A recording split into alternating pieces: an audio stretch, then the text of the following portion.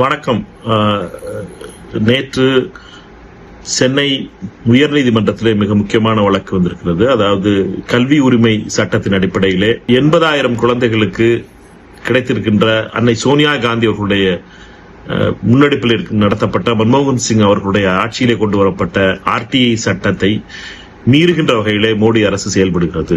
மோடி அரசு 80,000 குழந்தைகளுக்கான நிதியை வழங்கவில்லை கடந்த 2-3 வருடங்களாக என்ற செய்திகள் மிகவும் அதிர்ச்சிகரமாக இருக்கின்றன. அதற்கு உயர்நீதிமன்றத்திலே நீதிபதிகள் அதற்காக சில வகையிலே ஆலோசனையும் வழங்கியிருக்கிறார்கள்.